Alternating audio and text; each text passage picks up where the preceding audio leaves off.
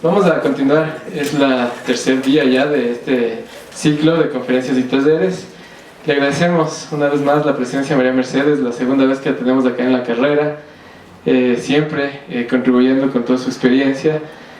Y les invitamos, bueno, seguramente van a irse integrando en el transcurso, les invitamos luego a continuar con la conferencia de Ronnie Verde Soto, que se ha reprogramado por las actividades de la universidad, que mañana va a cerrarse la universidad a partir de las 11 del día, entonces no podremos continuar con la jornada, por eso hoy día vamos a continuar con la conferencia de Ronnie.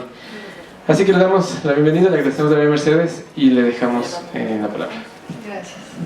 Bueno, muchas gracias por venir y gracias a la facultad de invitarme nuevamente acá a este espacio. Con mucho gusto hoy día voy a transmitir mi experiencia y conocimientos, esperando que les sea útil. Armé mi conferencia sobre el cartel.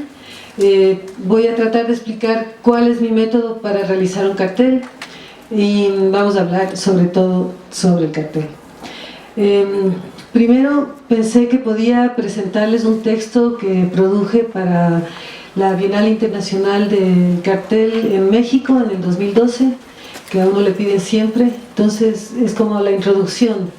Digo, a través del color, letra, forma, fondo, posición, textura, jerarquía, línea, punto, el cartel vehicula conceptos de ideas, hace visible lo invisible, permite interpretaciones, invita a crear, evoca situaciones, universos que se adaptan a la mente de quien lo observa, recrea espacios virtuales a través de sus dos dimensiones, abre ventanas en las paredes que lo sostienen, da paso a ilusiones y a ópticas, y a ilusiones ópticas, sintetiza épocas y estilos o precede a épocas y estilos, deja marcas para reconocer el paso del tiempo en nuestra historia humana, trasciende fronteras, interroga lectores, es poesía visual, es una invitación a pensar, a sentir emociones.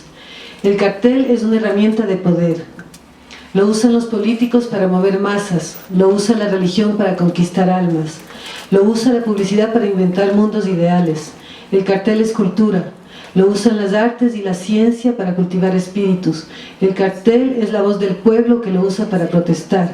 El cartel viste superficies en las ciudades, llena espacios interiores, capta miradas o intoxica también. Bueno, esa es una manera de ingresar al mundo del cartel, eso es lo que para mí es el cartel.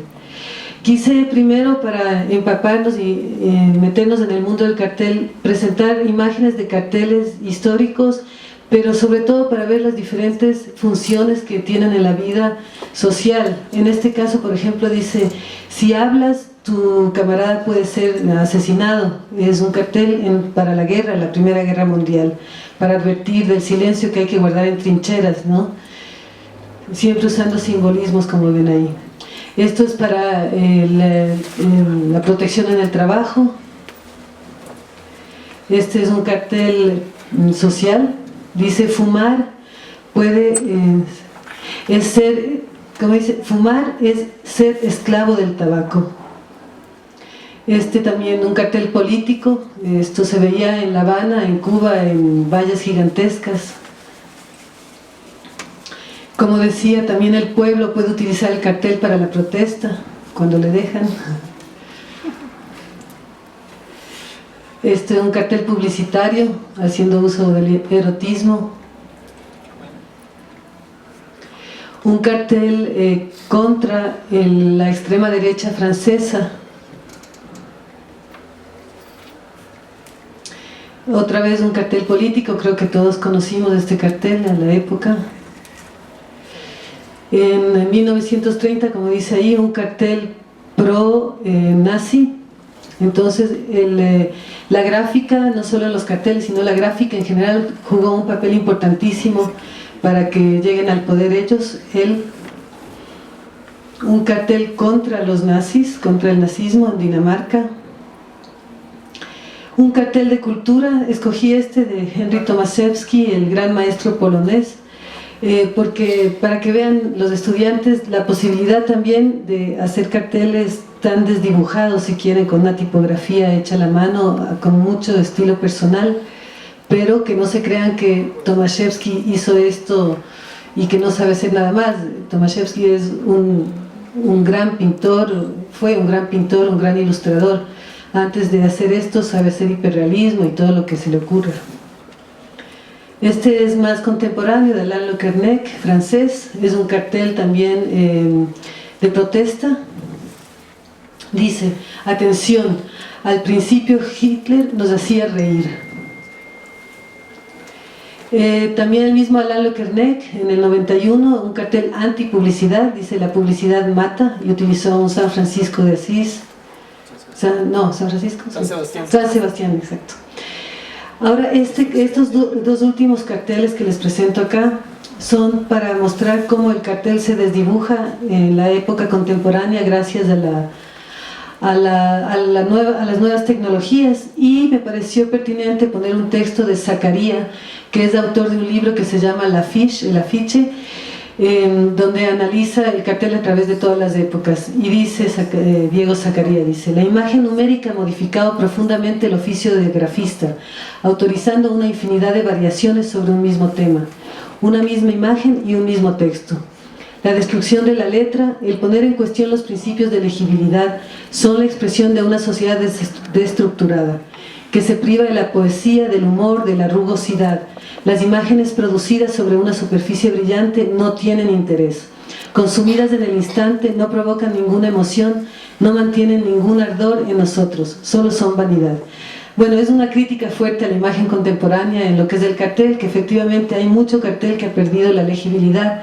Y cuando habla de vanidad, es la vanidad del autor, ¿no? Los autores que producen carteles para mostrar sus capacidades artísticas.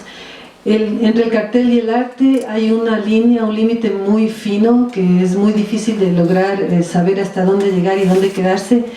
Yo soy de la opinión que un cartel es para comunicar y tiene que ser legible. Bueno, alguien me va a decir: ¿para comunicar qué? Tal vez esos carteles que les presenté comunican algo más allá de la lectura, de la legibilidad, ¿no? Son puntos de vista. Ya, entonces, ¿qué es un cartel? Básicamente es un soporte bidimensional de papel impreso industrial o artesanalmente en una o varias tintas y varios ejemplos, a ser instalado en superficies verticales públicas o privadas, con el objetivo de transmitir o difundir información a través de una imagen. Pero ¿qué es un buen cartel?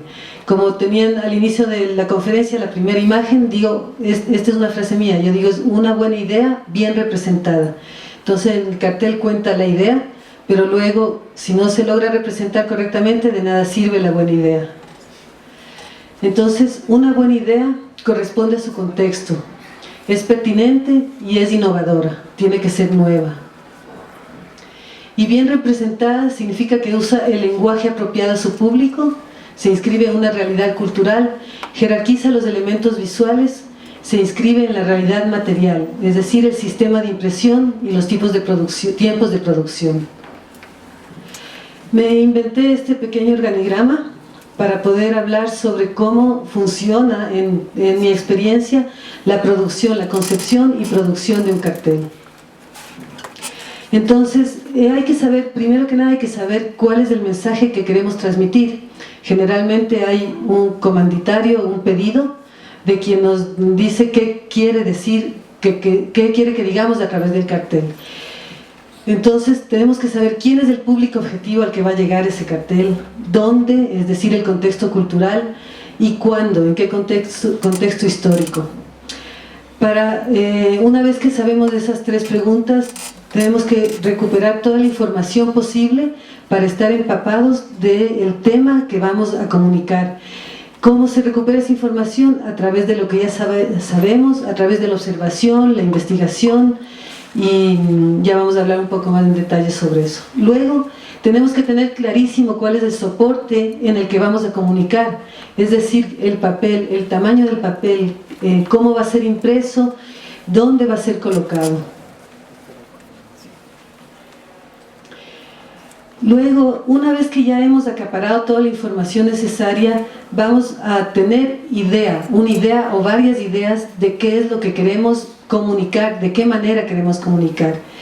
Y una vez que tenemos la idea clara en la cabeza, o más o menos clara, empezamos a representar, teniendo en cuenta lo que dijimos antes, qué tipo de soporte, dónde se va a imprimir y cuándo se va, y de qué tamaño se va a imprimir. Pero la idea es un conjunto de un montón de elementos. Es la investigación, el marco de referencias que hemos reunido a lo largo de nuestra vida, la cultura en la que hemos crecido o las culturas que hemos absorbido en nuestra experiencia de vida, los conocimientos, la observación, ahí entra la curiosidad, y puse en otro color, un color un poco no gris, intuición, imaginación. Sin imaginación no existe innovación, porque la imaginación nos permite ir más allá de lo que ya se ha visto, nos permite dar nuestros propios puntos de vista a nuestra manera. Como siempre digo, para un solo tema puede haber tantos autores como representaciones de esa idea, o sea, cada autor va a representar a su manera el mismo tema, entonces va al infinito prácticamente. Y decía a mis alumnos también que la intuición hay que creer en la intuición, hay que hacer uso de la intuición, porque la intuición es el resultado de todo lo demás que estoy diciendo ahí. O sea, uno tiene intuición gracias a lo que uno es, gracias a lo que uno ha acaparado dentro de uno a lo largo de los años. Entonces esa intuición hay que dejarse llevar. Mientras uno más experiencia tiene, más avanza en el camino de la profesión. Yo creo que la intuición ya es una herramienta muy útil en la que hay que creer. Usarla más que creer. Luego, en lo que es la representación, evidentemente vamos a utilizar símbolos, ¿no? Los símbolos son todos los elementos visuales que vamos a colocar en la idea que vamos a realizar en el visual, y hay que por eso tener unos minutos frente a una imagen y tratar de leerla realmente. Hicimos la prueba con los alumnos antes de ayer, que una imagen que parece muy sencilla, muy simple, que tiene un solo elemento en el centro sobre un fondo, pues nos tardamos tal vez a veces de 15 a 20 minutos en descifrar todo el contenido de esa imagen, no solo el objeto, el visual, sino los colores, porque los colores, la tipografía, la ubicación de cada elemento. Entonces ese ejercicio es indispensable. Mientras más somos capaces de leer imágenes, más capacidad tenemos de ofrecer imágenes de manera correcta, coherente. Un elemento importantísimo para poder representar una idea a través de visuales es la jerarquía. Sin jerarquía no hay una lectura apropiada del cartel, de la imagen. Sucede a menudo que queremos poner muchas cosas para empezar, y esas muchas cosas tienen el mismo peso en la superficie bidimensional. Si no logramos hacer comprender al lector cuál es el elemento principal, el primero que hay que leer para luego seguir al siguiente, no hay una lectura adecuada y difícilmente va a haber una interpretación adecuada de lo que queremos decir. La representación, hay tantos estilos posibles de representar un mismo visual, una misma imagen, que no es al azar que vamos a decidir cómo representar una imagen dentro de un cartel que vamos a construir. Cada uno de estos estilos que están ahí, una pintura hiperrealista, una caricatura, un dibujo de niño, una fotografía, una pintura contemporánea, cada estilo, cada forma de representación va a hablar. El hecho de escoger uno u otro estilo de representación nos va a decir algo sobre lo que queremos decir.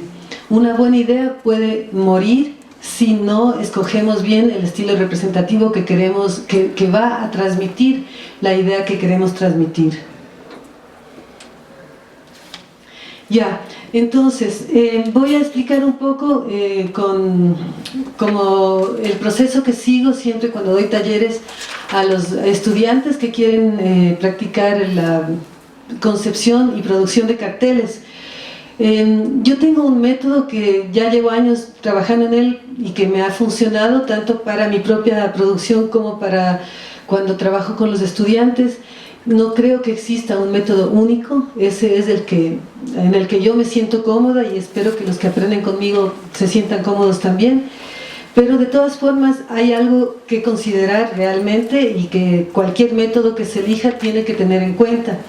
es el hecho de que la idea, o sea, una vez que uno hace acopio de información, investigación, observación, intuición, todo lo que dije antes, que uno ya está lleno y empapado del tema que queremos transmitir, la primera cosa es que esa idea tiene que pasar a través, o sea, de la cabeza, pasar en lo posible directo a la hoja de papel a través de un lápiz.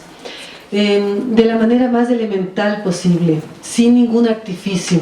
¿Por qué eso? Esa economía de recursos, un papel y un lápiz. Porque al transmitir lo que tenemos en la mente a través de papel y lápiz, muy simplemente vamos a ser directos y no nos vamos a dejar perturbar ni tener ruidos por las posibilidades que, por ejemplo, nos puede dar la computadora, todos esos artificios que nos pueden perturbar y llevar hacia otros caminos. Una vez que está clarísimo en papel, ya se puede pasar a la siguiente etapa. ¿Y en papel cómo? En mi metodología, el papel tiene que ser, les pido a los estudiantes hacer bocetos en un tamaño de no más allá de 3 centímetros o 4 centímetros de alto, ya guardando las proporciones de lo que va a ser el cartel final. ¿Por qué tan pequeño? ¿Y por qué solamente con lápiz? O con esferográfico, pluma, lo que quieran. Porque al ser tan pequeño no van a poder decorar ni rellenar de elementos que no son útiles a la transmisión del mensaje. Van a tener que ser completamente directos y buscar los recursos simbólicos que van a decir directamente lo que quieren decir. Y van a descubrir que si no hay una buena idea, no van a lograr hacer ese boceto, simplemente. El color, también yo prefiero que ni siquiera pongan el color cuando están haciendo el boceto, sino que lo nombren o que ya tengan una idea del color. Y el otro ejercicio que les hago es no utilizar la figura humana, porque quien no sabe hacer cartel, la primera idea que se le viene a la cabeza es producir una escena como de un storyboard o como una escena de teatro. Entonces, si quieren hablar de la falta de agua, van a decir, me voy a poner una viejecita yendo al pozo a sacar un poco de agua, cosas así. Entonces, evitar que utilicen la figura humana les obliga a buscar símbolos, a representar eventos o acciones a través de lo mínimo posible del símbolo. También les hago escribir una frase antes de hacer el boceto, para que en la frase traten de expresar ya exactamente cuál es el interés dentro del gran tema que ellos quieren transmitir, porque no podemos transmitir el tema completo, siempre hay que buscar una faceta del tema que sea representativo del tema global. Estoy hablándoles de carteles sociales, de interés común. No estoy hablando de carteles que venden productos o servicios de Marlboro, Coca-Cola, no. Estoy hablando de carteles sociales y que por lo general ahora están viviendo estos carteles dentro de espacios que son museos, galerías, universidades. Son carteles que ya no tienen ya no trabajan como los inicialmente en un afiche, ¿no? En la calle para el público paseante. Desgraciadamente ya no hay espacio para el cartel social en las calles. Es el cartel que vende producto y servicio el que más llena esos espacios.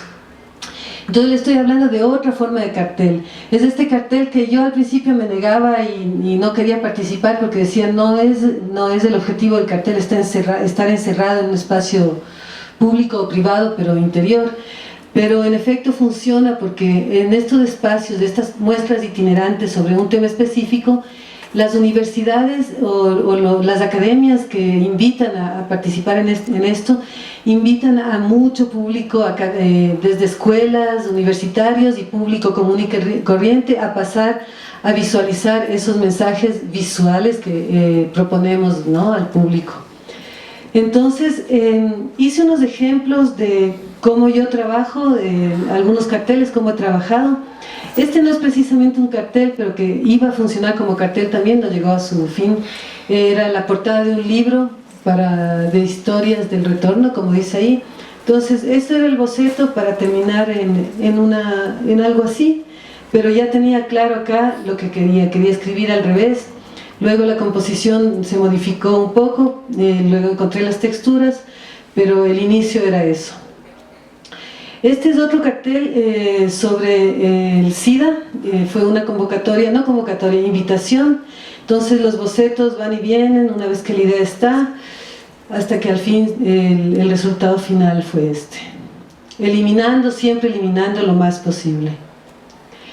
Este cartel es una convocatoria de Poster for Tomorrow, la convocatoria en la que están trabajando mis estudiantes del taller. Este fue hace 2 años, me parece. Era sobre el derecho al hogar, a tener un techo. Entonces yo pensé que hogar es fuego, o sea, la palabra hogar se inicia por el fuego, ¿no? Está alrededor del fuego, para tener fuego se necesita el techo. Ese es el hogar. Entonces dije, utilizar el fuego como leitmotiv en todas las actividades humanas del fuego. Entonces puse en los 3 idiomas: hogar, foyer, fireplace.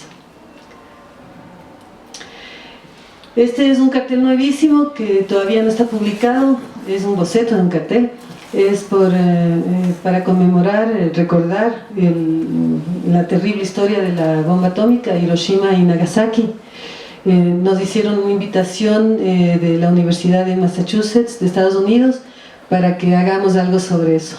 Entonces me pareció que debería tratar de dar una visión optimista, pero sin olvidarnos de lo que pasó. Y pensé desde el principio que la bomba atómica, en las imágenes que vemos de lo que sucedió, parece un árbol, puede parecer un árbol. Entonces hice el paralelismo con un árbol y se me ocurrió confrontarles de esta manera. Entonces ahí uno puede ver o lo uno o lo otro, y lo uno y lo otro. Claro, si pudiera me gustaría hacer en zigzag para ver de un lado y del otro, pero estamos hablando de impresión bidimensional. Este es un boceto, en este caso es una imagen. Otro cartel que no está publicado todavía, que es es una invitación de una organización que se llama Posters Without Borders, afiches, carteles sin límites. Nos invitaron también, todavía no está publicado, y el tema al que nos invitaron es el derecho a elegir nuestros propios gobiernos. El derecho me impresionó, es demasiado fuerte el hecho de ver a un hombre con la boca tapada a la fuerza, sin poder sacarse, y además atado por el cuello, ¿no?, con metales.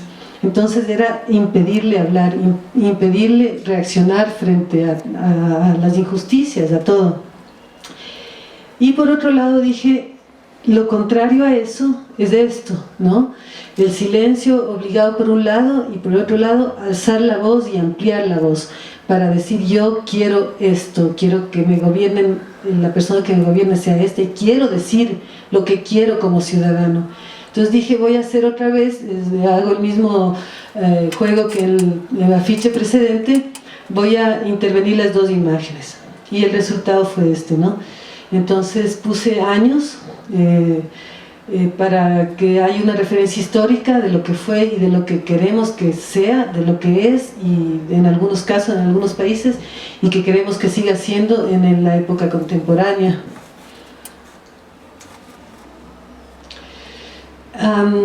Este cartel es para el tema que estamos trabajando con los alumnos, que quería esconderles, pero ya les presento. Es lo mismo, es Posters for Tomorrow. Se abrió la convocatoria el 10 de marzo y se cierra el 10 de julio. Habla sobre el derecho al healthcare, a la salud, al seguro de salud. Entonces quise de nuevo utilizar 2 elementos que pueden ser contradictorios para... me enfoqué más en el derecho a la salud, me enfoqué más en la prevención de la enfermedad. Entonces, ¿cómo nos piden, me digo yo, que tengamos derecho, que nos curemos si nos están enfermando? O sea, mejor educar para no enfermarse que tener que curarse porque cometes errores contra tu salud. Entonces dice, esta vez trabajé a la mano en un gran formato, en un papel que yo misma produje, y mide más de 1 metro de alto el papel, y decidí ponerme a pintar manualmente para dar la calidez del gesto manual. Y luego con la computadora encontré la tipografía de Coca-Cola, que está clarísimo, y le puse una marca a la botella. Entonces es una manera de decir lo que pienso. Ya, Ahora quería decirles, esperaba que haya más estudiantes, pero creo que es una hora difícil. Quiero transmitir todas las posibilidades que tienen los estudiantes y profesionales para producir imágenes para carteles, para crear carteles, concebir carteles que pueden que pueden participar y estar junto a otros carteles del mundo entero. Ahora más que nunca en estos últimos 10 años, últimos 5 años, hay una cantidad de eventos alrededor del cartel con temas específicos o no, y no también, en las bienales internacionales que hay.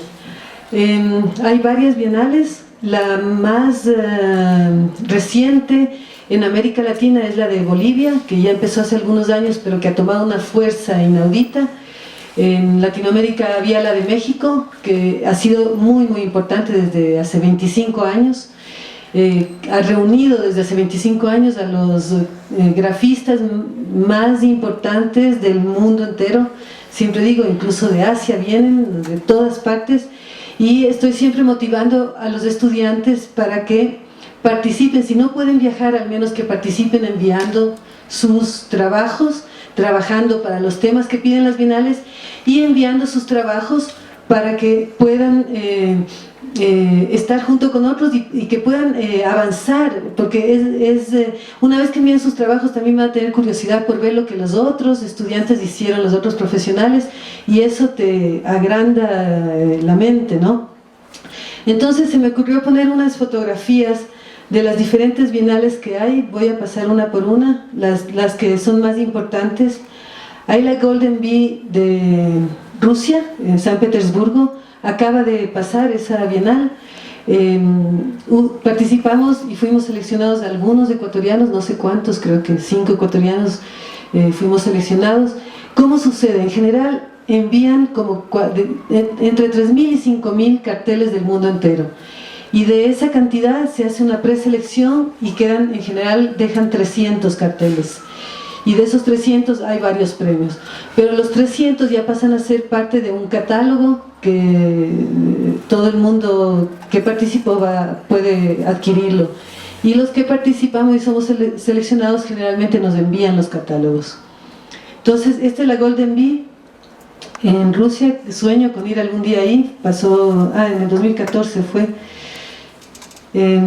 Estas imágenes son para mostrar cómo el estudiante participa en la producción de todo este evento. Son eventos gigantescos porque hay muchos salones, muchos espacios donde se construye toda una escenografía para ubicar los diferentes carteles. Hay exposiciones específicas de cartelistas famosísimos, los más viejos y más renombrados.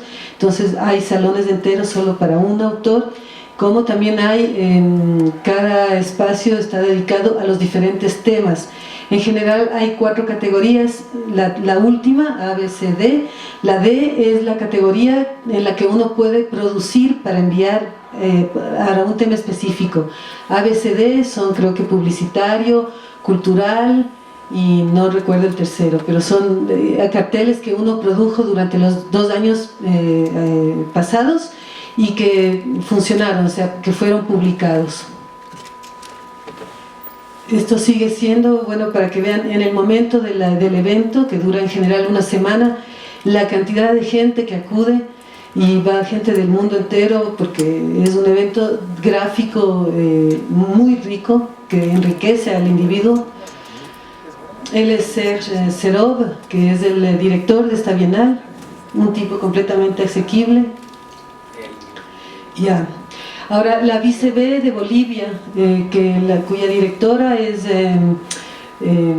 Susana Michacao, es una mujer, una joven mujer, pero excepcional, con una capacidad de trabajo, de visión, de organización, de convocatoria que pocas veces he visto. Es un caso así excepcional.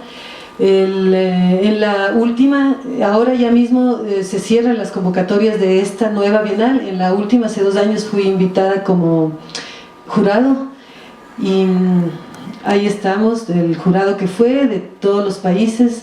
El señor de barba blanca es René Vanner. René Vanner, les digo quién es porque no es un grafista él en sí, a pesar de que sí dibuja, hace un poco de gráfica. pero este señor es un suizo que desde hace muchos años, quizá 20 años, hizo una página web donde reúne todo lo que tenga que ver sobre el cartel a nivel universal. Y la página se llama, para quienes están anotando, posterpage.com. Ah, no, .ch es Suiza, ¿no? .ch. Ahí van a encontrar todo lo que tenga que ver con el cartel, todas las competiciones, todas las bienales, los nuevos libros sobre el cartel, un alfabeto completo con todos los autores grafistas del mundo, los que él ha podido reunir y a veces de vez en cuando renueva, exposiciones, bueno, un poco de todo. Ahí están, para que vean, muchos universos diferentes. El de la derecha es Ascuy, de Cuba, pero que vive en México. Está Celeste Prieto, de Uruguay, Mijao Batori, de Francia, Polonia, Magallanes, de México, Ola Kot, de Polonia, Finn Yagar, de Dinamarca, Shigeo Funsuda, de Japón, Esteban Salgado, de Ecuador, él fue invitado. Abajo estamos yo y Michel Bouvet, y no recuerdo el nombre, un boliviano está al lado. Entonces, en fin, es una reunión de gente que ya tiene experiencia con el cartel y estudiantes. Fue maravilloso la acogida de los estudiantes, la organización que tuvieron, el entusiasmo. O sea, nunca asistí a una bienal tan entusiasta como la de La Paz, pero era difícil respirar, eso sí. Suceden las cosas, ¿no? Como sucede es que nos ponen, una vez que los carteles están ya ubicados en los corredores, muy a menudo de conventos, en Latinoamérica realizan eso en conventos por los lindos patios interiores que hay. Entonces, una vez que están, las puertas se abren solamente para el jurado y nos pasamos el día entero a mirar uno tras de otro y vamos escogiendo según las reglas de ese evento, ¿no? Cada bienal tiene sus reglas específicas. Entonces tenemos la referencia impresa y paseamos todo el día y vamos cada uno individualmente escogiendo. Claro, a veces conversamos, nos influenciamos, es inevitable, no es así silencio marcial. Ahí estamos ya, una vez que ya tenemos una preselección, nos encerramos en otro lugar con impresos, imprimimos lo que hemos, la selección que más puntos ha tenido entre todos, y ahí empezamos a hacer a hablar de cada cartel, cada cual da su opinión. Ahí estamos conversando para ver qué pasa, a qué llegamos. Bueno, la Bienal de México, les decía, tiene 25 años de existencia. Es una bienal con un peso increíble. Contaba a mis alumnos que cuando la primera vez que fui a una bienal del cartel fue en México, que era lo más asequible para mí, y tuve la suerte de escuchar a maestros de maestros que ya murieron, no todos, pero hay unos que ya han muerto. Les decía Gianni Bortolotti de Italia, o el maestro Sato de Japón, que sigue vivo, tendrá 110 años y sigue trabajando. Y así, mujeres, grandes mujeres como Marta Granados de Colombia, y en fin. Entonces este es en México, en la Ciudad de México, el Museo Franz Mayer, que es donde comienza siempre el evento de la Bienal. Es un museo en el centro del DF, un museo maravilloso, que era convento también, y como ven hay una parva de afiches por todas partes, se ubican los afiches, los carteles. Y ahí hacemos lo que les expliqué anteriormente. La Bienal de México en general comienza ahí en el DF, en el Museo Franz Mayer, es donde se inaugura y ya se anuncian los ganadores. Entonces esa noche va todo el mundo y ahí se anuncian los ganadores, y luego se traslada la Bienal a alguna ciudad y los ciudadanos de cada lugar donde se produce esto están impresionados y están viendo nuevas ideas, y crece el grafismo de esa manera. Ahí está, en el Franz Mayer mismo. Ahí otra vez lo que les decía, como les digo, cada bienal tiene sus propias reglas, pero son muy similares. También siempre hay talleres, les damos talleres a los alumnos que se inscriben en los talleres. Entonces cada uno de los invitados o jurados van a dar talleres a sus alumnos. Digo todo esto para que de la Católica manden alumnos para allá. Las conferencias son inmensas, ahí estoy yo chiquitita, era una conferencia frente a 3.500 personas, en teatros antiguos gigantescos. La Bienal de Polonia, se me ocurrió poner en la Bienal de Polonia simplemente algunos carteles que son para mostrarles la diferencia. Polonia es uno de los países donde el cartel existe desde hace más tiempo y donde se desarrolló de forma impresionante. Con los regímenes totalitarios, algunos países desarrollaron la gráfica de otra manera. Primero, que Polonia tuvo una escuela de arte importantísima y la mayor parte de grafistas salieron de las escuelas de arte de Polonia. Y segundo, que tenían que transmitir un mensaje entre líneas porque había tanta censura que tenían que trabajar mucho con la metáfora, trabajar mucho con el mensaje escondido, y eso es lo que hace que se desarrolle más en la comunicación visual. Entonces en Polonia efectivamente el nivel del grafismo, de la comunicación visual ha evolucionado de otra manera que en nuestros países latinoamericanos. Es más complejo, es menos obvio y gráficamente a mí me gusta mucho, es muy bien logrado. Estos son premios de la última Bienal de Polonia. Como ven, ahí no se entiende nada, no sabemos de qué trata, seguramente en su contexto comprenderíamos, pero es a propósito que les muestro estas imágenes para que vean cómo el cartel puede ser diverso. Aquí hay otras imágenes de la misma, ganadores de la misma Bienal.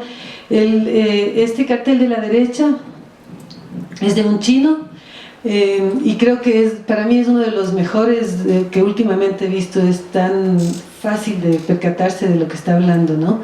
En el reverso de toda esa contaminación está un billete y nos deja ver el cielo azul a través del triangulito que abre el billete.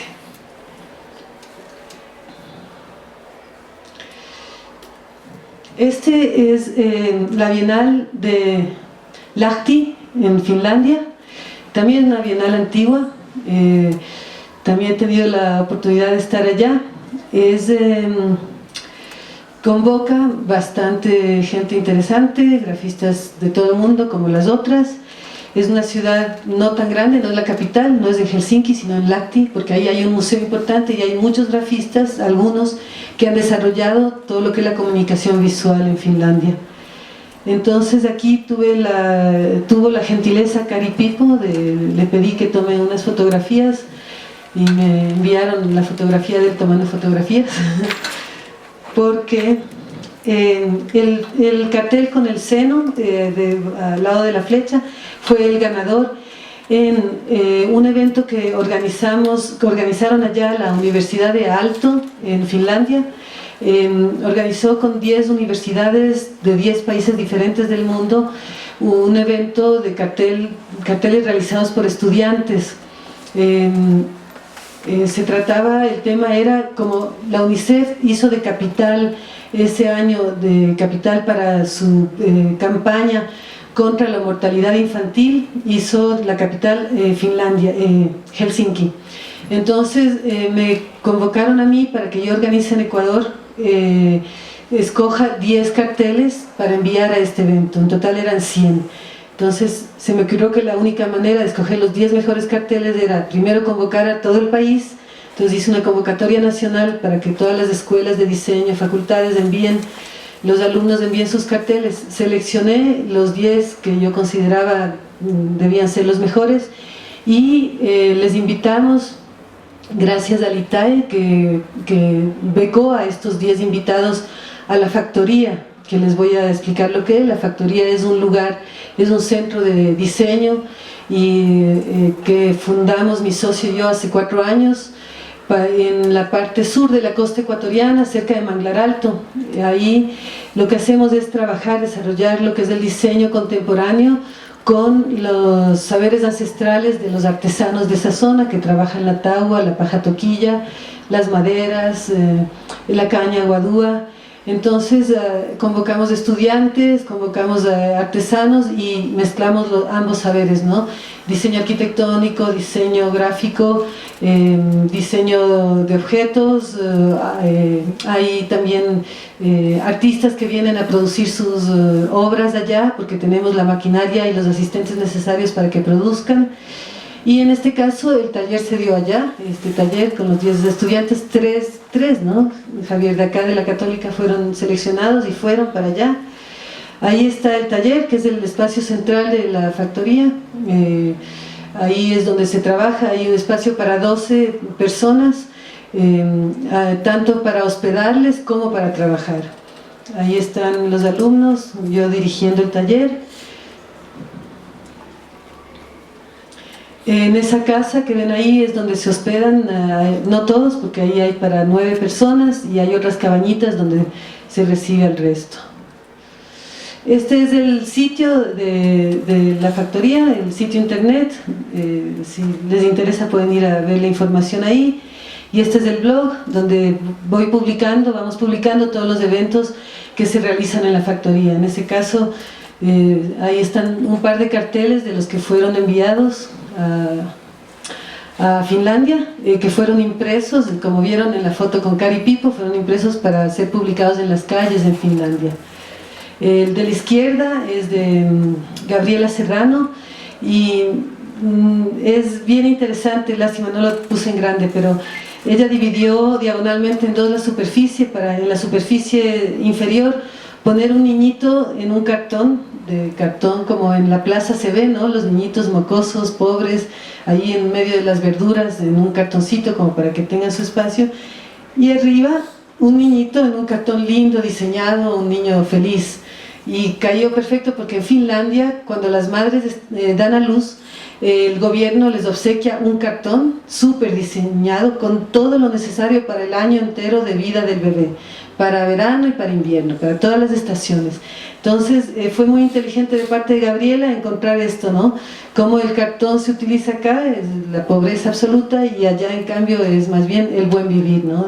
Hoy no, utilicé una frase, es como para vivir mejor. Y a la derecha es de Santiago Gómez, es un muchacho que está saliendo adelante con sus ideas, con su obra. Se le ocurrió eso, ¿no? Que me parece muy justo decir que tener bebés es una cosa de adultos, porque el problema es los adolescentes que tienen bebés y que no pueden con eso, ¿no? Entonces es bastante directo ese cartel, fue apreciado. Ya. No sé si tienen alguna pregunta, porque...